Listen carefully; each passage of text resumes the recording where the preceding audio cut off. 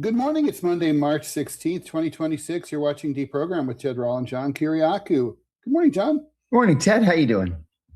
Okay. Just checking out the breaking news just as we went on the air that Senate Republicans are planning a takeover of the United States Senate they're comparing the fight over the SAVE Act to the Civil Rights Act of 1964. They think that, yeah. What a clown show. Well, that one was about letting people vote. This one's about stopping people from voting. Anyway, we'll watch that. Obviously, we're continuing to talk about the war. We've got, I think the funny story is definitely the lead story. Trump did not consult with America's European allies before going to war with Israel against Iran. No. And now he's kind of finding that shutting down the Strait of Hormuz is going to be even too much for the U.S. military. So now, after the fact, kind of like your drunken friend who picks a fight at the bar against a big dude, and now you're like elected to be part of that fight, even though you didn't want this fight. He's asking like the French and the Brits, like, hey, will you help us send some boats? He even wants China to send some boats to the to the Strait of Hormuz. Not going to happen. No one's going to do that, right? No. So, but he wants it. I mean, it's just like, wow. The war is now entering its third week, and it looks like both Israel and the United States are now admitting that there's not much chance of the main war regime change of happening anytime soon. There's reports that the new supreme leader, Mojtaba Khamenei, lost his leg in that bombing attack that killed his father, and that he went to Russia to be treated. But that's sketchy and may or may not be true. It's not well sourced. And I had a question for you, John. I guess we could start with this just because I want to get it out of the way. DHS shutdown continues. It's entering its second month. TSA workers are not getting paid, although they'll get, as you always point out, they will get paid later. Some of them are quitting. Hundreds of them are quitting. There's long lines at some airports. And so I have a question, which is from a national security perspective, are unpaid TSA workers a security vulnerability? In other words, are they open to possibly being bribed by a terrorist group? Like, look the other way while we sneak something onto a plane? This is exactly what a foreign intelligence officer would be looking for, which then logically leads us to conclude this is exactly what a terrorist group would be looking for. The key word being a vulnerability. And in this case, the vulnerability is that nobody is getting paid. So if I give you 10,000 or 20,000, are you going to look the other way while you're sitting at the scanner and I try to get this bomb through in my carry-on? Sure. This is a problem. The solution there be better paid TSA agents? Because I find it a little bit alarming that guys are saying I have to quit because I don't have 1 month's worth of salary in my savings account. I mean, if these were people who were making $150,000 a year, that wouldn't be an issue. They'd have savings and they could weather storms like this. Yeah. But remember, the federal worker is the enemy of Americans, right? I mean, isn't that what Donald Trump said? He brought in Elon Musk and created Doge and started just firing people wantonly. Well, you know what? It comes back to bite you in the ass. This is exactly what happens when you don't really care about federal workers and you don't treat them right. There are lawn signs all over my neighborhood. We support our federal workers. But I'll bet you those signs only appear right here in the Washington area. For sure. I've never seen one anywhere near New York City. Of course, we don't have many lawns, but John, you've talked often about as an officer, money is the main inducement when you're trying to recruit someone. And I mean, are people who are better paid, this is my theory, less vulnerable to being recruited? Like if you make a good living, are you more impervious, or is that just not true? No, that is true. I mean, Aldrich Ames agreed to be debriefed extensively after he was arrested for espionage, working for first the Soviet Union and then the Russians. And It was all about the money. The truth was that he first decided to work for the KGB because he had $50,000 in credit card debt. His wife had champagne tastes, and he couldn't afford the Birkin bags and the in-ground pool and the Jaguar that she insisted she had to have. And so he volunteered to provide top secret information to the KGB. And it was all downhill from there. But it's almost always about the money. All right. So, all right. Well, I mean, yeah, I always think that if a job is important, people should be well paid. I mean, Agreed. if we claim that this is an important job, why are we paying people so poorly? All right. Yeah. Well, hey, Ted, may I add something too before we jump into the please. war in Iran? Mm-hmm. This was a very bad weekend for Tucker Carlson. Mm. People are really, really beating up on Tucker Carlson like never before, and he realized in a Saturday podcast, not even a podcast, just an announcement that he made that that he had been referred to the Justice Department for criminal prosecution for working for the Iranians. Specifically, he said he referred believed, by whom? Well, that's the $64,000 question. Yeah. Tucker said on Saturday he believed that the CIA had referred him to the Justice Department for prosecution under the Espionage Act. That turned out not to be the case because on Sunday, Laura fucking Loomer announced that she was the one that made the criminal referral to the Justice Department, accusing Tucker of committing espionage for Iran, but specifically for neglecting to register under the FARA, the Foreign Agents Registration Act. She said that because he exchanged emails with Iranian government officials, that showed that he was committing espionage against the United States. Now, any journalist, I'm gonna admit to you that I've got a role in this, and this is why I wanted to bring this up. An Iranian contact of mine asked me months ago, if I would introduce him to Tucker because President Pezeshkian wanted to interview him. So I did. I put Tucker in charge with Pezeshkian's office, and they were trying to work out an interview. They ended up having the Iranian foreign minister meet with Tucker in Muscat. And then that was first. And then Tucker interviewed Pezeshkian. This was 6, 7, 8 months ago. So Laura Loomer says just because he spoke with an Iranian government official means he's guilty of espionage. Now, literally nothing is going to come of this, right? There are dozens of crimes reports that are filed with the Justice Department every single day, and they ignore 99.5% of them. But that's not the issue. There was never any chance that Tucker was going to be prosecuted. The problem is that our system is breaking down. And in part, it's because of not just Zionists, but dangerous Zionists like Laura Loomer. That if you don't toe the Israeli line, and I mean 100% toe the line, they will actively work to ruin you. They will work to cost you money by forcing you to hire a team of attorneys. They will look to take away your freedom. Now remember, Laura Loomer is an extremist by any definition.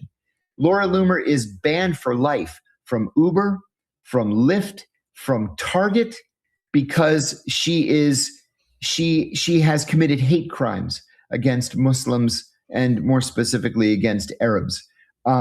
Now she's going after Tucker because Tucker is questioning our country's blind alliance with Israel and our willingness to sacrifice American lives for Benjamin Netanyahu's Zionist agenda. So this is, in my view, Ted, this is the beginning of the fight. It's not the end of it. And I think that we really need to rally, not just you and me. I mean, Americans need to rally around Tucker Carlson. Otherwise, the Israelis are going to control things. George Galloway made a statement yesterday saying, nobody has seen Benjamin Netanyahu in 2 weeks. And if Benjamin Netanyahu is missing, who's running the United States? You're leaderless. So funny. Yeah. So wait, but Laura Loomer is a nobody, right? She's a nobody. She's an influencer. She's just some chick with an X account. But she's welcome in the White House, and that's where the danger lies. So yeah, well, and yeah, so I mean, so this is bad. I mean, look, full cards on the table. I've gone to the Iranian mission to the United Nations and met with the Iran's ambassador to the UN. I was there to interview him and also to request a visa to Iran. Does that make me, should I be forced to register under FARA, under Laura Loomer's logic here? I mean, I was afraid enough when I had my TV show with RT that I consulted an attorney. And the attorney said, you don't have to register under FARA, but I would anyway. He said, Washington has gone so crazy and you're a high enough profile that you're going to come to somebody's attention.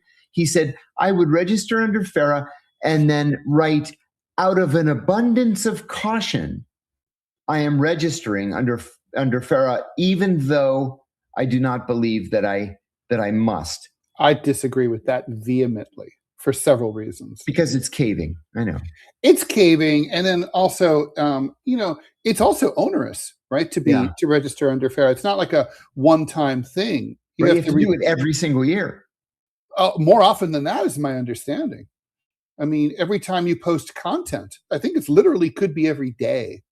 Well, I think you're right, because when I was at Sputnik, when we were at Sputnik, we had a guy on staff whose sole job it was to load all of our shows onto the Justice Department website every day and register under FARA every single day. Yeah. Yeah. I mean, I think it's just like not possible. And so, yeah, I mean, it's like easy for a lawyer to say that, well, out of an abundance of caution. Out of an abundance of caution, someone needs to take a stand against fascism. But unfortunately, as I rail constantly, we don't have a left. And that's the only kind of organization that can do that or will do that. Democratic Party is not the left. To say the least. That's a heinous story. So where does it stand with Tucker? So just this. So is he going to have to? I mean, obviously he can lawyer up. He's rich as shit. Sure, he's the heir to the Swanson fortune. He is. And he said he did this whole thing on Saturday, and he's like, they don't scare me. I'm not caving. I'm going to fight. Be scared. Mm-hmm. Well, I mean, I'm obviously any journalist should be on his side. Any journalist. And he said, it's not the money. He said, thank God, money's not a problem for me. I have the money for good lawyers and I'm going to fight them. But he said, this isn't really just about me. This is about all of us, that we all have to toe the Israeli line or there's going to be a significant price to pay. Yeah. And meanwhile, there already is a price to pay. We have 7 dead U.S. servicemen. That's right. And $2 billion a day going down a sinkhole. Yes. All right. So, wow, that's depressing. Well, we're going to talk about the war. We do have some leftover super chats from Friday, so we really do need to go ahead and do those. Let me make sure I can bring this up. Sorry about leaning in and looking at this. Oh my God, I can't even see it. Okay. Okay. Here it is. This is from Miles. Ted, do you know who Zapiro, South African cartoonist, is? If so, what are your thoughts? Pardon, John. Colin Hassan. I do. I absolutely do. He's a good guy, and I love my cartooning is a fraternity, so we tend to know each other from all over the world, and he and I have met. Gospel of Tommy. This is also, I think, from last week. Or no, it's from early this morning. Morning, guys. On a scale from 1 to 10, thanks for the $9.99. How much would you say today's tech has changed, 1, the public perception of war, e.g. social media, and 2, the actual theater of war, i.e. strategy and tactics, and how? Really good questions. Good question. Well, I mean, the public perception of war, obviously the Trump administration is basically presenting this war like a video game, literally interspersing footage of airstrikes into like video games and talking about basically masculinizing and making it a very macho appeal. Interestingly, there doesn't seem to be any interest in appealing to women as a political constituents to any of this. But social media is hyper masculine that way. I think it's an effort to desensitize us further from the violence of war. Is what that's primarily about. And in terms of the actual theater of war, obviously, drone wars are now the norm. That's started with the Russo-Ukrainian conflict. There had certainly been drones used in war going back 20 years, but in terms of like cheap, like ubiquitous, everybody's got them. The U.S. had a monopoly on them for a while, but no more. Yeah, that's right. This is the future, and it's not just drones. The next thing we're going to see are these robot dogs, like from Black Mirror, like the Boston Robotics ones. Yeah. And then actual robots coming. DARPA has been working for decades on building a robot that can take the place of a soldier. And what has held them back? Well, there were two things. One was, until very recently, they had to be physically connected to wires so that they could be manipulated. Now they can be autonomous, but we don't have batteries that are long enough lasting. Thank God. That's the next invention. It is going to happen. There's a facility at Wright-Patterson Air Force Base north of Dayton called the Aviary, where they experiment with micro drones. And they have drones that are the size of a mosquito that could land on your skin and kill you. Like they inject you with a toxin. And so, I don't know I don't even know if it's really fair to call it war at that point. It's something else. And I don't even know how you can put that genie back into the bottle. Yeah, seriously. Thanks for the donation from the Czech Republic, Andra. Thank you. Much appreciated. Zilu, thanks also for your donation for $9.99. Sorry, very, very weird question, but I'm looking for help. If someone in the government caused an innocent American civilian citizen brain damage, oh my God, how do I seek justice? That is a strange question. I'm not going to ask how this happened. A government horse kicked you in the head. I don't know. Suing the federal government is very hard. It's almost impossible because the government has to agree to be sued in order for you to be able to go to court. Obviously, they're not likely to do that. So, how do you get justice? You probably don't. Is the harsh answer? Hate to say. I would say your best shot is if it's the same thing has happened to other other plaintiffs, you might have a shot with a class action. But what I'm talking, that's a serious Hail Mary pass. Gringo Chains, thanks for the $4.99, much appreciated. Thanks, Peter, for the $5. Hello, John. Yesterday, Larry Johnson linked to a video claiming that General Esmail Qaini, head of the IRGC, is a Mossad asset and has been arrested. The video has too much detail. I also read that yesterday. And who knows? It may be true. If it is true, he'll be executed rather quickly. I will say Larry is incredibly well informed. I have a great deal of respect for Larry. He and I don't always agree on politics, but on these intelligence issues, he's very, very good. And as soon as he said that yesterday or day before yesterday, whatever it was, I searched for it and found reports that was the case. I don't know if the reports are true, but that is what people are saying. Let me see if there's been anything new. Robbie West, do we have any ads by any chance?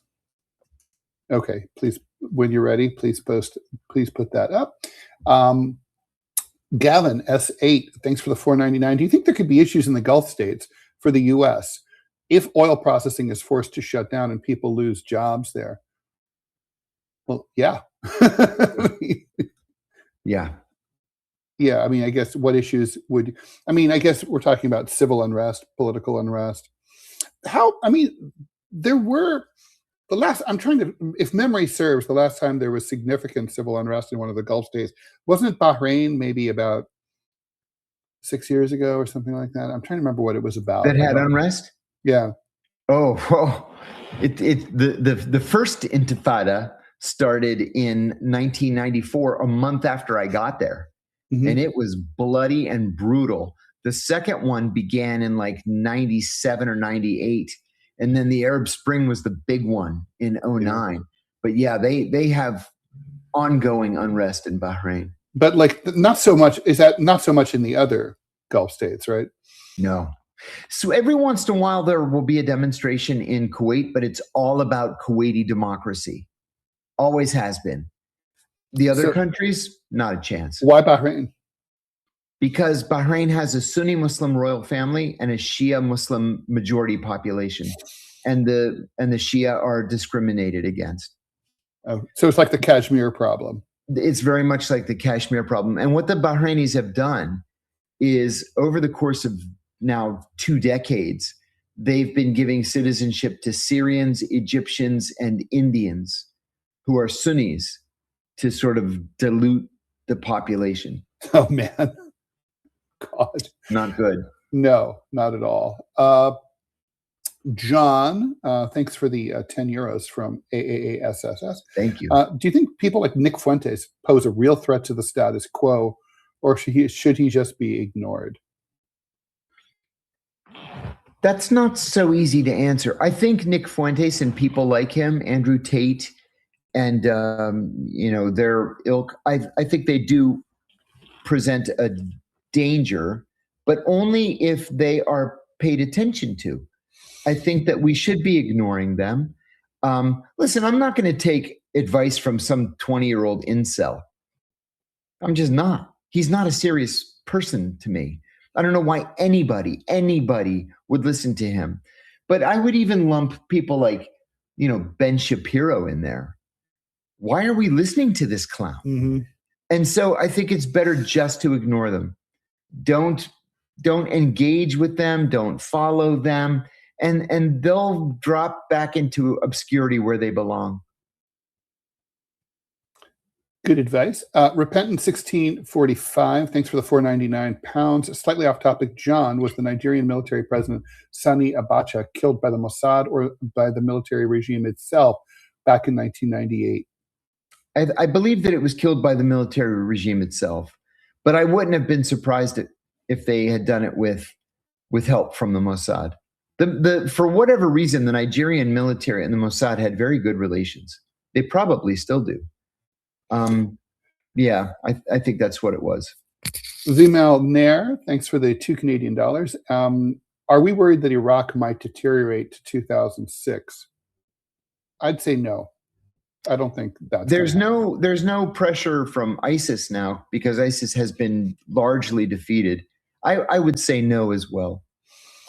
Brandon Avila, $1.99. You guys hear the Bibi death rumors, AI fakes? I have seen the AI fakes. Like, here's Bibi doing this. Here he is at the deli. Here he is riding in the back of a cab. Here's Bibi doing this, Bibi doing that. Bibi doing the hokey pokey, and it's like always fake Bibi. His body looks wrong. It's just like it's strange. He is hiding, no question, right? Do you think? I mean, they're not going to do a Weekend at Bernie's thing with Bibi Netanyahu, are they? Not really. Could they? They wouldn't. Here's the thing: I don't think they need to. Let's say he died of a heart attack. So what? They have other guys. Exactly. It's a democracy. They have other guys. Israeli prime ministers have died in office before. Yitzhak Rabin being the most dramatic. True. Ariel Sharon having a cerebral hemorrhage and then being in a coma for 8 years before he finally died. But they die and they get replaced. Yeah, that's all. There are these rumors that Bibi fled to Germany or fled to Cyprus or Germany and then Cyprus, or that he's in a bunker west of Jerusalem or what. Either way, he's running scared because this thing is not going the way he thought it was going to go. Yeah, how did he think it was going to go? Because I mean, my take it was was that he Netanyahu. sold this to Trump, and that, yeah, he convinced Trump that Iran was a house of cards and it was going to collapse as soon as the first rocket was fired. And anybody who knows anything about the Middle East knew that that was complete and total nonsense. John, I understand why Trump believed it. I don't understand why Bibi believed it. I mean, you know, the Mossad knows better. I mean, Israel knows better. Everyone knows better, and like you said. Unless his calculation was, you know, he did know better, but the only way to get Trump to actually attack was to convince him that it would be easy and it would cement his position as the liberator of the Iranian people. That's what I think. I think Bibi's idea was like, we're going to mow the lawn, and we know we can't destroy the Iranian government, but you know, we'll just do this every few years. Yep, I think that's what it was. Anger is a gift. Thanks for the $2. For the SpongeBob Laundry and Dry Cleaning Fund. Inside joke here on the show. DBGT. Thanks for the 200. I don't know what those are. I think those are rupees. Hey, Ted and John, love the show. Question for Ted. Ted, as a fellow lefty, I'm confused on who to support in this matter. I despise Israel and the West bullying, but IRGC and regime aren't innocents either. I love questions like that. Yeah. To me, that's analogous to like, I hate the Democrats and the Republicans equally. So don't support either. It's entirely possible to say that you want the Iranian people to have a different future with a different government and say that the US government should not invade Iran. Saddam Hussein was a very bad man, and no one on the left should have ever supported Saddam Hussein. But like, you know, the US wasn't there to overthrow Saddam Hussein and install a nice liberal or leftist regime to, you know, to make life happy for all Iraqis. Same thing, the United States and Israel are not in Iran to make life better for the Iranian people. They're there to exploit and extract resources and to degrade them. So don't support the war and don't support the Iranian government. In this conflict, because there's only two sides, militarily, I would like the Iranians to defeat the United States and Israel. But then I want the Iranian people to do what's right for Iran and have a revolution and do things their way. But it's their country. They need to take control of it. They need to determine its future. Mm-hmm. John, Bryson Smalls, thanks for the $9.99. Do you think it's fair when people question your objectivity on topics like Russia versus Ukraine or being critical of Trump because you get paid by Russia and want a pardon from Big Ego Donald? I criticize the Russians all the time. True. All the time. Listen, people are going to criticize me because people criticize. I genuinely don't give a shit. I don't care. They can do whatever they want. Yeah, I mean, people who watch you criticize to your heart's content. People who pay attention will know what you're about, and they'll know that you can't be bought. Gringo Chains $9.99. I just purchased all your books, John, and I've been interested in intelligence work forever. Are there other fields where you do foreign work but not for the CIA? I want to immerse myself in Muslim culture.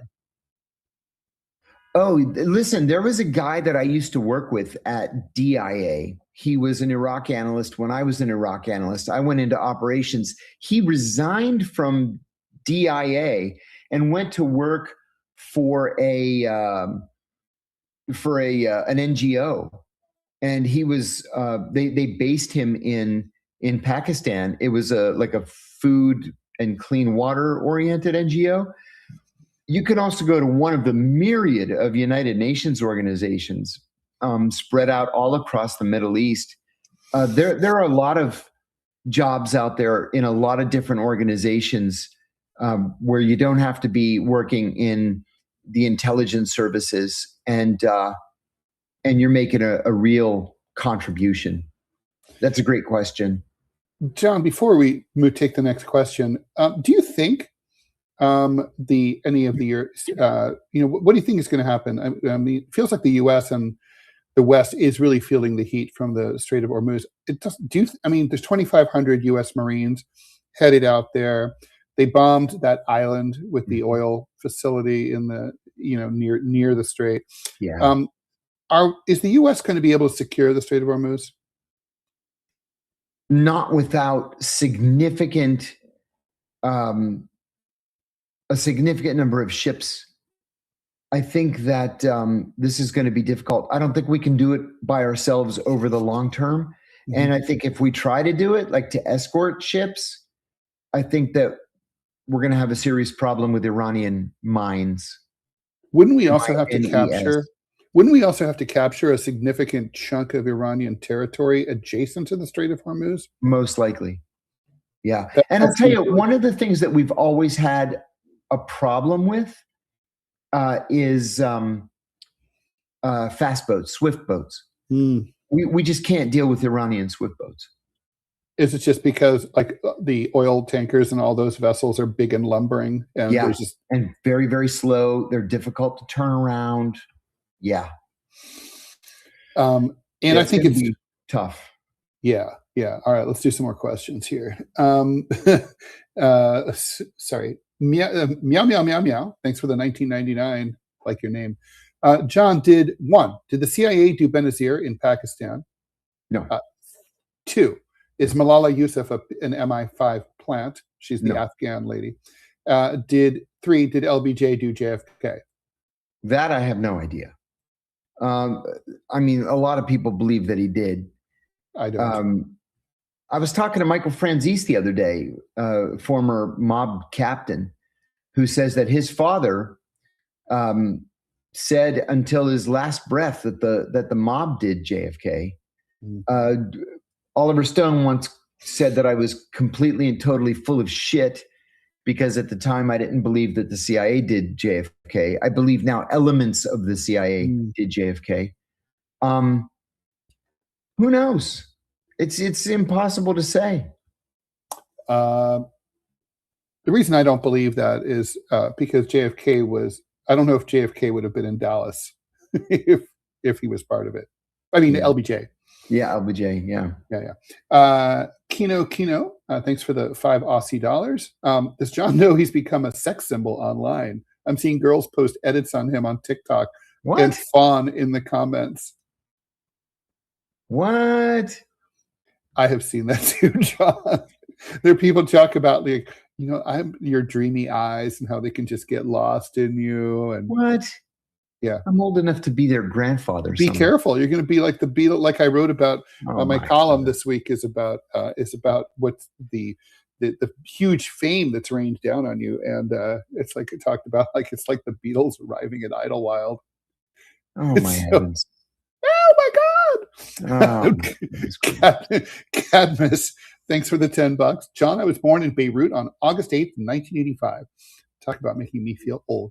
A week later, my cousin who saved me was bombed. Can you give insight into operations in Beirut mid-August 1985 conducted by the CIA? It's very specific. What? Say the last sentence again. Can you give me insight into operations in Beirut by the CIA mid-August 85? Oh, yeah. Well, I mean, that's kind of become a matter of public record. Just look up William Buckley's CIA, and you'll get even more information than you can shake a stick at. Between the bombing, the 2 bombings of the American embassy, the bombing of the Marine Corps barracks a little bit earlier in 1983, and then Buckley's disappearance. Oh my God. I mean, Beirut was the most dangerous place on the planet in the middle 1980s, especially if you were a CIA officer. Robbie, you have some housekeeping? Yeah, just real quick. We will be airing a premium episode that John and Ted did on Saturday about John's rise to stardom and I guess sex symbol. That was not, we did not know that at the time, but now we do. Thank you for that. And that will be going up at around 11 a.m. Mountain Time. So wherever you live, figure what that is, and come on over to Rumble. If you are a Rumble channel subscriber for $5 a month, you can see it, or if you're a Rumble Premium subscriber, you can see that and also all other Rumble Premium content for $10 a month. That's all I got. Thanks, Robbie. Okay, John, Miles Shock, thanks for the ZAR, 180 of them, whatever that is. The Zambian something? Hey, John, do you think the U.S.'s hesitance to declare war might be influenced by their hosting of the FIFA World Cup? No. Nations participating may be forced to withdraw if they are at war. We haven't declared war. No, we haven't declared war since December 8th, 1941. And it's because we're nothing but cowards on Capitol Hill. Nothing but cowards. We never declared war during Korea or Vietnam or the liberation of Kuwait or Afghanistan or Iraq or Panama or Grenada or any of the other wars that we've fought over the last 75 years. We just don't do it because on Capitol Hill, they're nothing but cowards. Let's see.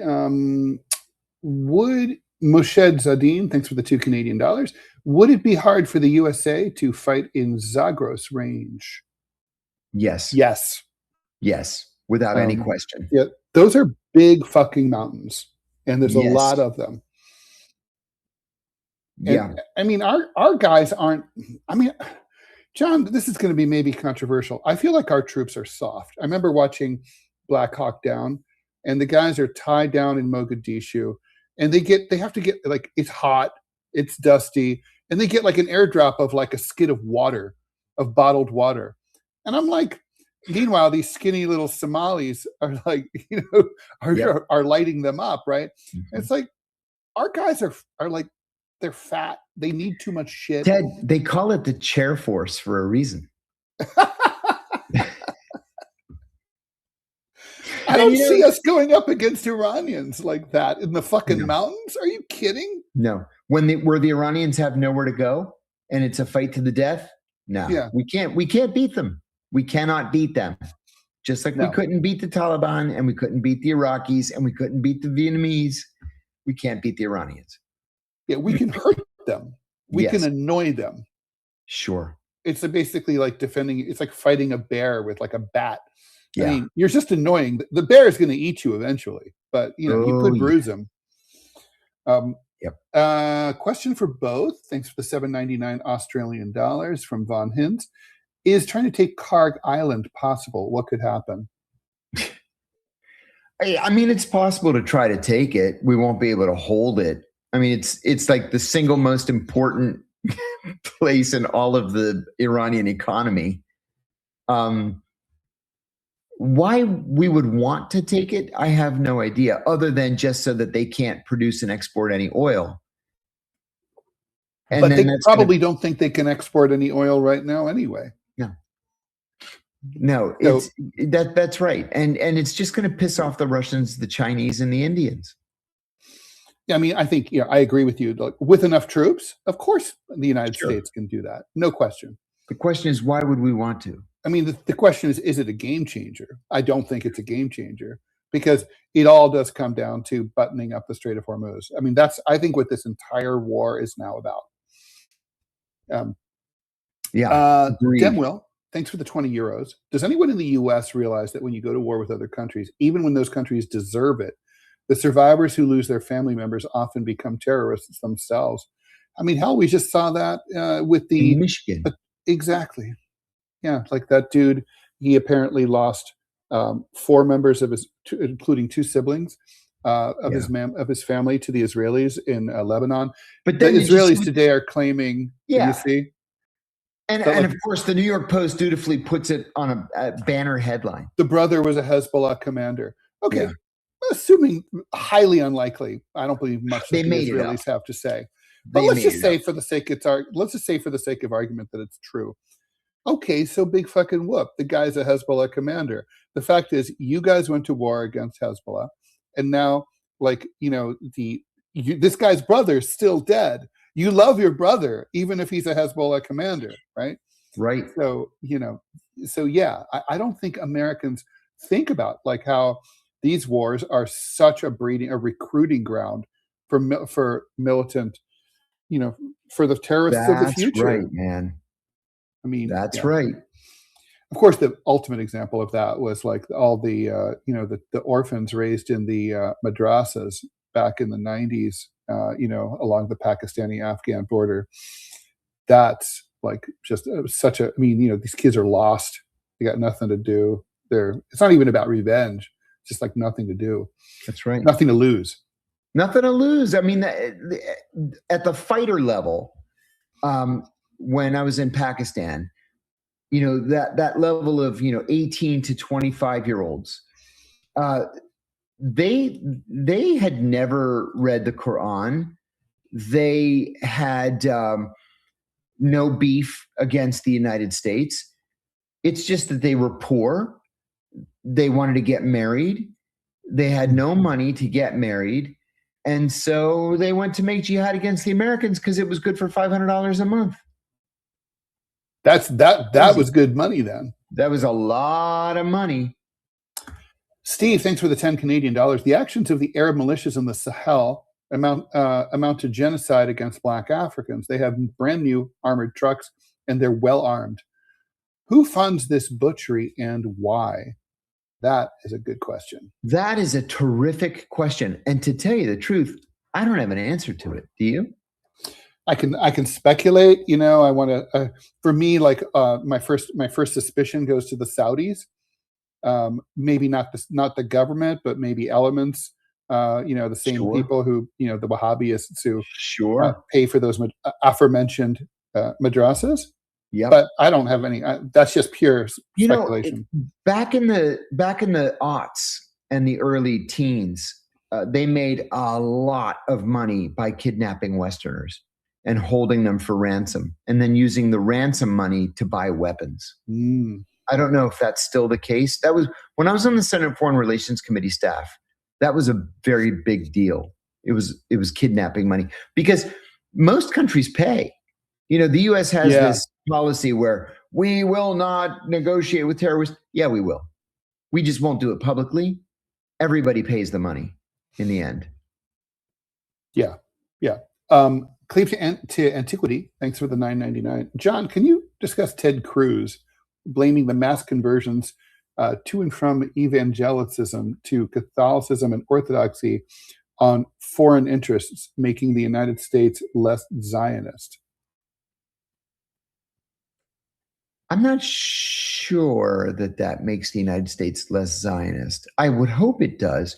Well, first of all, Ted Cruz, for being the person whom Alan Dershowitz calls the smartest student he ever had.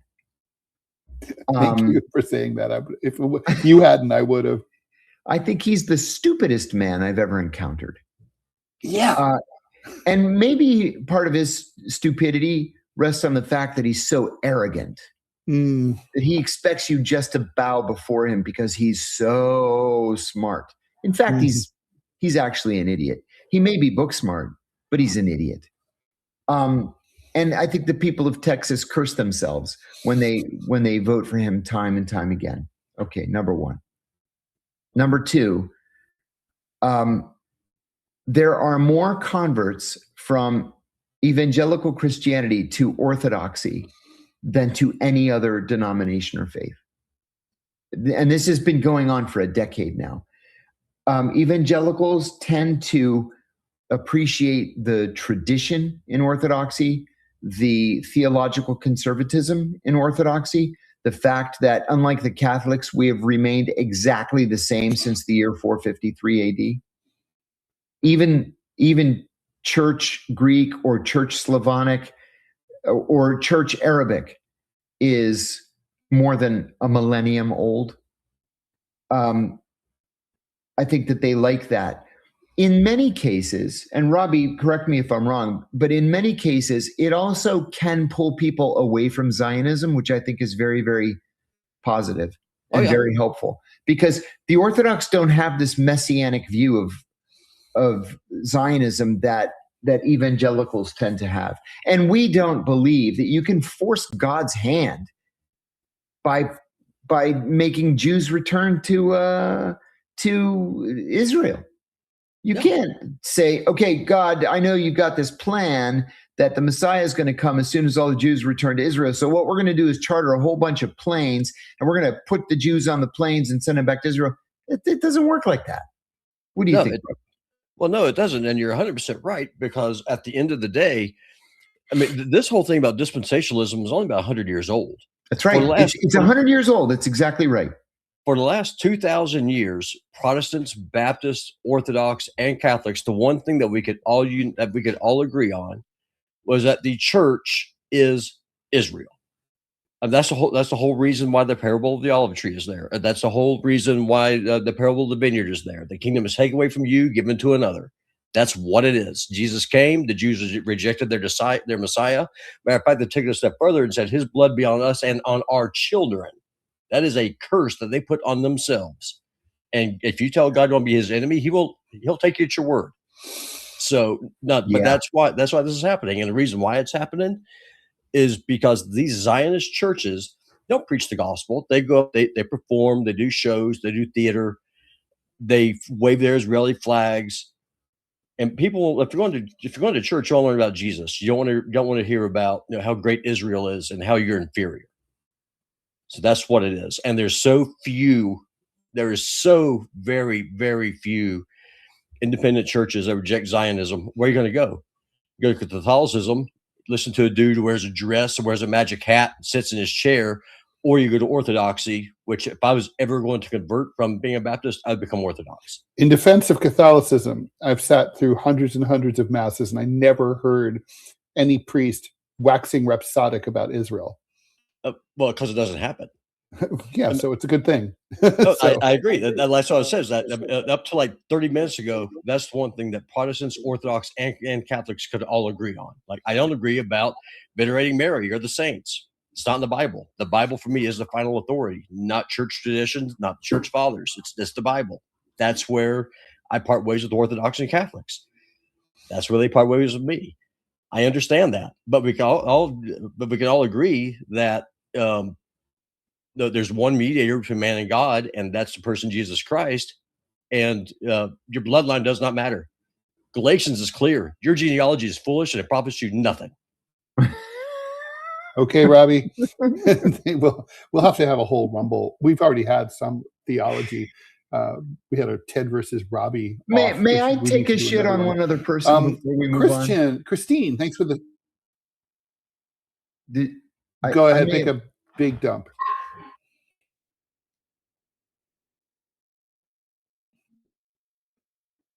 Something's happening to my microphone. I have no idea what. So I want to take a shit on one other person before we move on, and that is Marco Rubio. Marco Rubio was raised Catholic, then converted to Baptist, then converted to Mormon, then converted back to Catholic again. It's like, dude, what is the problem? Like, if you don't even have any core beliefs, how in the world are you going to run the country? He's a lost man. He's a lost boy. Yeah. Yeah. He doesn't like talking. Very, very strange. Yeah. God. Yeah, no, that's like hilarious. I had a roommate who she was like, she probably converted like 6 times from one religion to another. I wrote a famous essay about her back in the 90s called Choosing My Religion, like the REM song, but Losing My Religion. Anyway, Christine, thanks for the $7.99 Aussie dollars. Thank you. Why doesn't the CIA view the Mossad and Israel as an enemy, considering the amount of operations they've conducted against the U.S. and U.S. interests? John, that's a you question. You should answer. Yeah. So, we as individuals at the CIA, we did see the Mossad as the enemy, because they are actively carrying out operations against us and against the United States.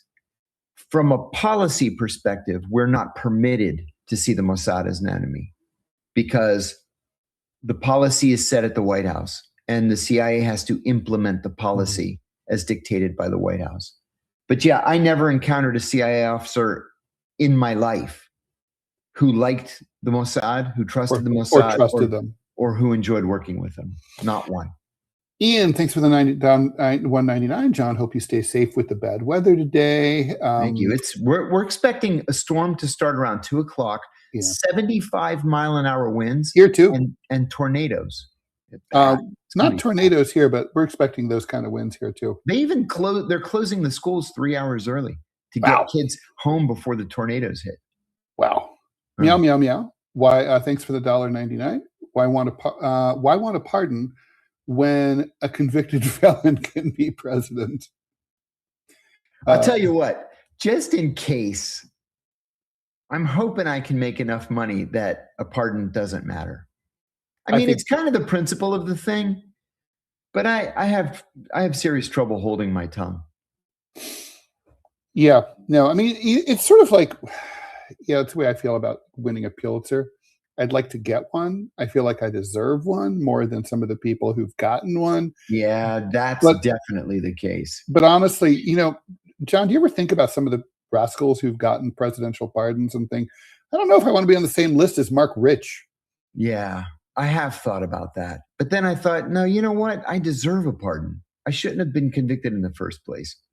The FBI agents who arrested me have told me that I shouldn't have been arrested and convicted in the first place. So even my lead attorney, I had lunch with him a couple of weeks ago, and he said a pardon's coming.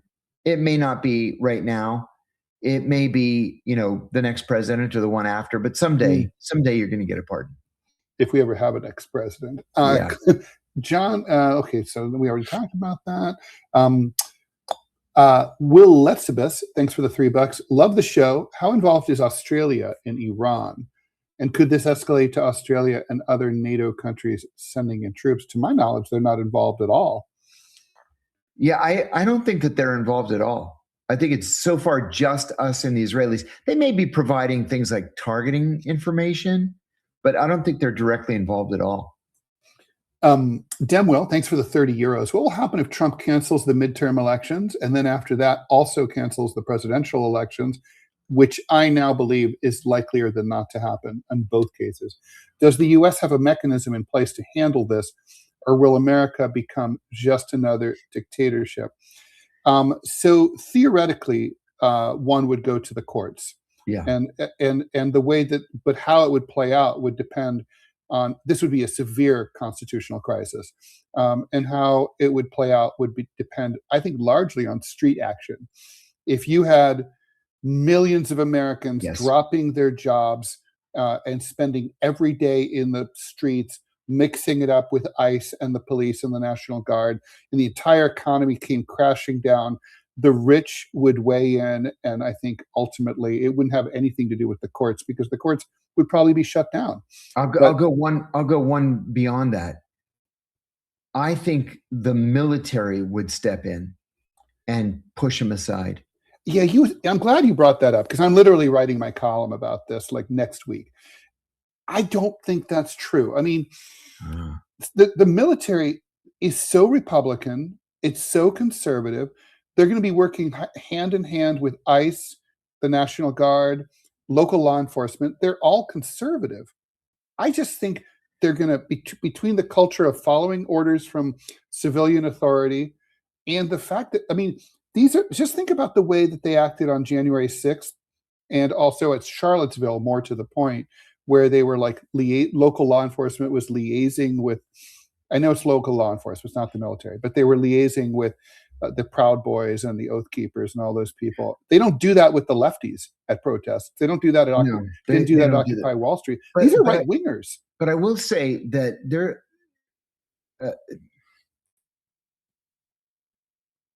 in January of 2021, there was evidence that's been published that the military, days before January 6th, was preparing to step in if Trump refused to leave the White House. Now, granted, a lot of those guys have been forced into retirement. Exactly. But I think that the military is far more rule of law than they are loyal to Donald Trump as a person. I think they're more loyal to the Constitution. Well, I think we agree it would come down to them. Yeah. Because there's no left on the streets who's going It to would carry be out a ugly. revolution, and that's what would be required. Yeah. And also we're talking about it would require violent street demonstrations, Without any question. not There would be pacifist ones. great violence. The kind of violence that we haven't seen. I mentioned this to Robbie yesterday. I said the kind of violence that we haven't seen since 1968, and he said the kind of violence we haven't seen since 1861. I think I'm on Team Robbie here. Kenneth Colton, thanks for the $9.99. Let's try to get some of these questions out in the minutes we have remaining. China looking at Taiwan like a juicy steak while this Iran mess is going on. Do you see any them credibly taking action while the U.S. digs itself into a deeper hole? I don't think they want to invade Taiwan. Think so either. No. Cyrus, thanks for the $1. I'm a Persian Brit dating a girl from Thessaloniki. Hey, one of Europe's great cities. This is a good question. I'm meeting her parents in the summer. How do I win them over? As a Greek dating a Persian, are there any differences I should be super aware of? It's funny. Lots and lots of Greek state Persians. Lots. Like I know a bunch of them. Just be yourself. Show her respect. Bring flowers to the house. Don't go empty-handed. Don't call them by their first names unless they tell you to. Good advice. That's not just for Greek in-laws. Right. Luke, thanks for the $5 John, did you see the official revelation that Dershowitz did know Epstein was intelligence? Mm-hmm. Which means that when we were on Piers Morgan together, he looked right in the camera and he lied, which I said at the time. You're lying. Cleaved Antiquity. Sorry, I want to do these questions. Robbie, $4.99. Thank you so much. If you want to talk about orthodoxy, reach out. I was a prominent Protestant apologist before I decided to journey to orthodoxy. Good morning, John. Thanks for the $5. We have VMAL. Thanks for the $2. Levin got his regime change in MAGA, not in Iran. A pardon that can be bought. ARS 5000. I don't know what that is. Claudio, thanks so much. Can be bought. Argentinian something can be bought is not a dignifying pardon. John, cut the crap, run for Congress. Then you'll be sitting around in a lot of boring meetings, but okay, whatever. John, with your knowledge of the Middle East, thanks for the $5. Can you break down your knowledge of Bashir Gamayel and the Phalangist militia? Well, we don't have time. We should talk about that at some point. Yeah. And we'll do this meow, meow, meow. Last one, $4.99. If you are not able to cop out, would you rather be stuck on an island and marry Christy Nome, or Pam Bondi? No cop out, toaster, shower option allowed. I'm going to go Pam Bondi. Why? She's less likely to kill me in my sleep. Okay. Yeah. Okay. I'm going Pam Bondi then too. Okay. And with that, because as far as I know, Pam Bondi doesn't kill animals gleefully. Right. All right. Well, thanks everyone for joining us here on March 16th on DeProgram with Ted Rall and John Kiriakou. We will be back tomorrow, Tuesday at 9 a.m. Here as we are Monday through Friday, 9 a.m. Eastern Time live. Thank you for watching. Thanks for streaming. Please stay tuned for the TMI show with myself and Manila Chan. Bye, John. Bye-bye, Ted.